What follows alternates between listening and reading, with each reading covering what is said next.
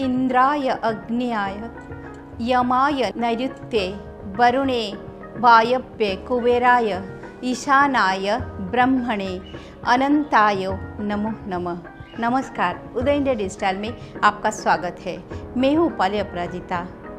किसी भी पूजन में दसों दिशाओं की रक्षा करने वाले दिक्पालों की पूजा बहुत ही जरूरी मानी जाती है। जैसे बिना बाढ़ के खेती की फसल को सुरक्षित नहीं रखा जा सकता है, वैसे ही बिना दिक्पाल को संतुष्ट किए कोई भी पूजा सफल नहीं हो पाती। सामान्य तौर पर हम 4 दिशाओं को पहचानते हैं, जो पूर्व, पश्चिम, उत्तर, दक्षिण है।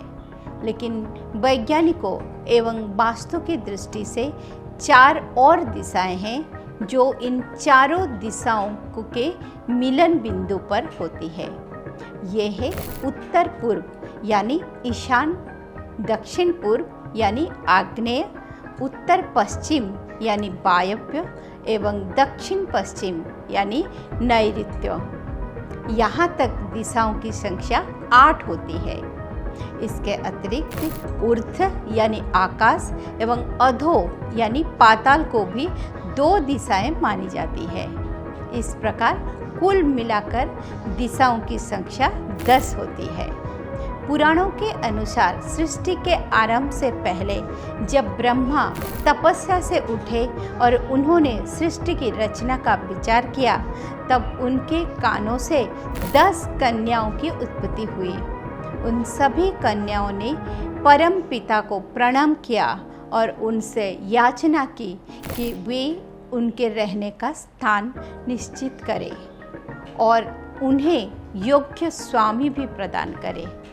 तब ब्रह्मदेव ने कहा कि वे जिधर भी जाना चाहें वहाँ जा सकती है, वही उनका निवास स्थान होगा। और सृष्टि निर्माण के उपरांत वो उन सभी के लिए स्वामी की भी रचना करेंगे।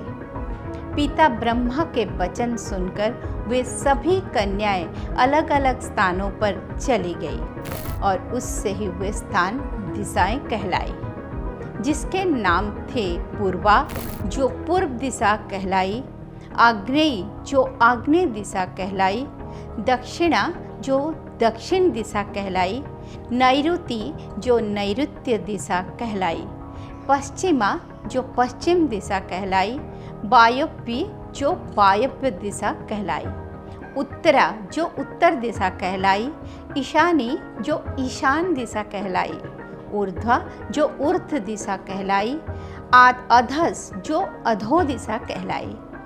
उसके पश्चात ब्रह्मदेव ने 8 दिशाओं के लिए 8 देवताओं का निर्माण किया और उन कन्याओं के स्वामी के रूप में समर्पित किया।